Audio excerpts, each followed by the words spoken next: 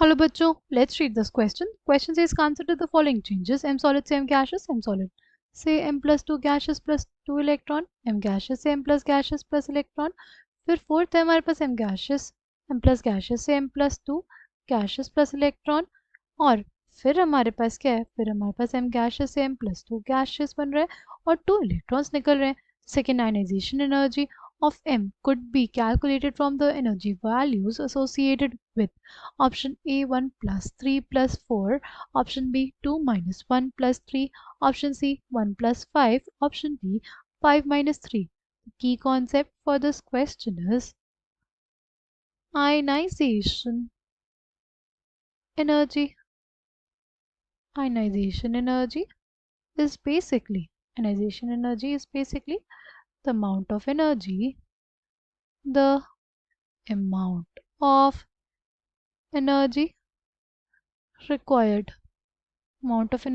required to remove a loosely bound electron, amount of energy required to remove a loosely bound electron from outermost shell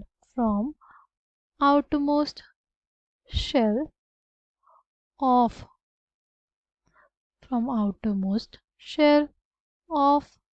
an isolated gaseous atom.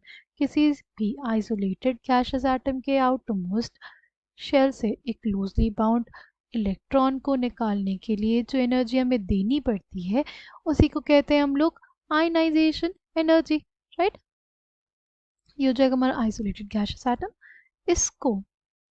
इसमें से electron को निकालने के लिए जो energy loosely bound electron, right, जो outer most shell में है उसको निकालने के लिए जो हमें एनर्जी देनी पड़ती है उसी को हम लोग क्या कहते हैं, आयनाइजेशन एनर्जी कहते हैं.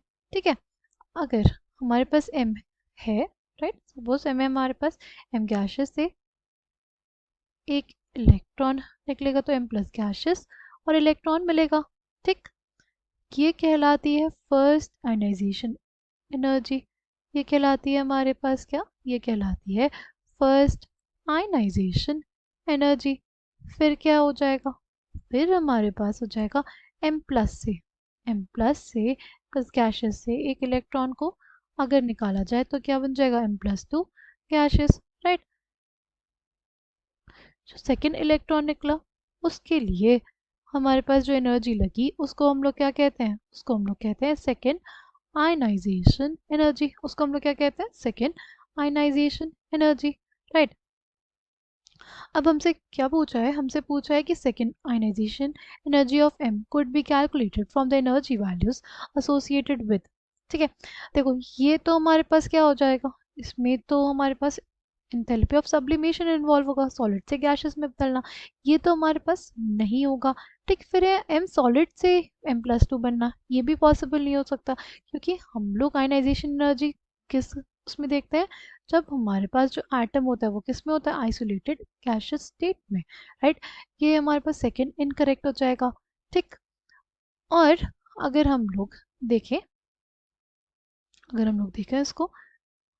इसको हमारे पास होता क्या, देखो m से हमारे पास m प्लस बनता है. राइट, m प्लस से हमारे पास क्या बन रहा है, m2 प्लस बन रहा है. ठीक, इसमें एक इलेक्ट्रॉन निकले, इसमें भी हमारे पास क्या होगा, एक इलेक्ट्रॉन निकला था. ठीक, ये हमारे पास क्या आई, ये हमारे पास कहते हैं इसको फर्स्ट आयनाइजेशन एंथैल्पी. राइट, इसको हम लोग कहते हैं क्या, सेकेंड आयनाइजेशन एंथैल्पी. और ये हमारे पास अगर हम लोग डायरेक्टली बात करें m से, हमारे पास क्या बन जाए, m से हमारे पास m गैसेस से अगर बने m2 plus gases plus 2 electrons. Right, ये हमारे पास क्या है, ये हमारे पास ओवरऑल रिएक्शन हो गई.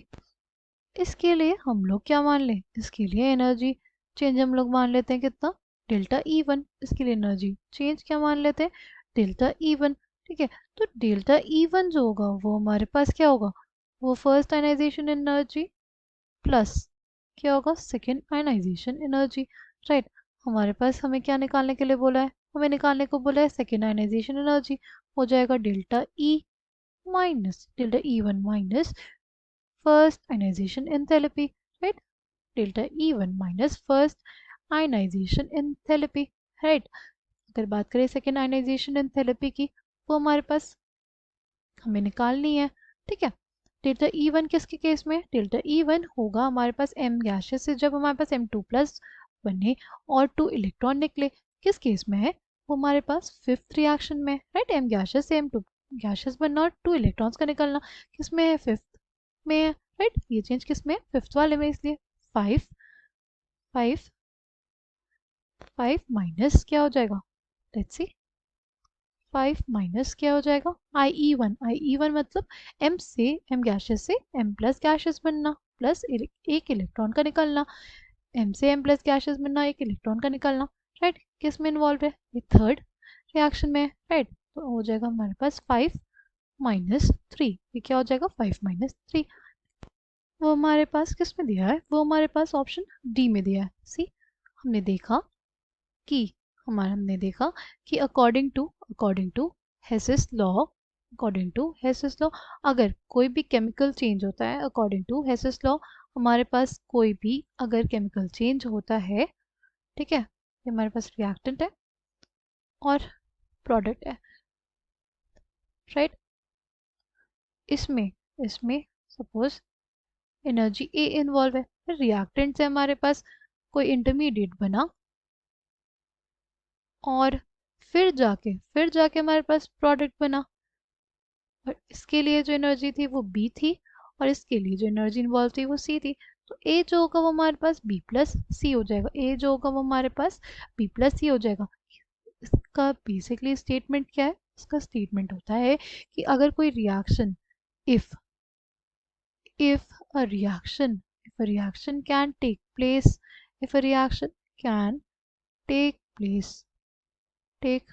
place by more than one route, if a reaction can take place by more than one route, and initial initial and final initial and final conditions are the same, and initial and final conditions are the same, तो total enthalpy change होगा, वो same रहेगा।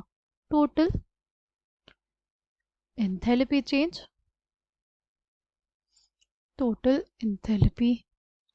Is the same, यानी अगर ये process दो या दो से ज़्यादा तरीके से हो सकता है, तो हमारे पास जो टोटल एंथैल्पी चेंज रहेगा वो हमेशा क्या रहेगा? सेम रहेगा। रिएक्टेंट से प्रोडक्ट बन सकता है, उसमें ए एनर्जी इन्वॉल्व है, और यदि हम लोग दूसरा पाथवे फॉलो करें जिसमें हमारे पास एनर्जी बी और सी इन्वॉल्व है, तो टोटल एनर्जी जो रहेगी वो हमेशा ओवरऑल क्या रहेगी? सेम रहेगी, right. Coming back to the question, हमारे पास इस केस में भी ये चीज़ ट्रू रहेगी कि हमारे पास जो ओवरऑल जो एनर्जी चेंज था वो कितना था? डेल्टा E1, और भले वो दो स्टेप में हुआ हो, राइट, भले में दो स्टेप में हुआ तो टोटल एनर्जी रहेगी वो हमारे पास सेम रहेगी, राइट। तो टोटल एंथैल्पी चेंज आएगा वो हमारे पास सेम रहेगा, ठीक है। तो हमें सेकेंड आयनाइजेशन एंथैल्पी निकालनी थी, तो हो जाएगा delta E1 minus first ionization enthalpy हो जाएगा 5 minus 3, and option D will be the correct answer for this question. I hope you understood it well, thank you, all the best.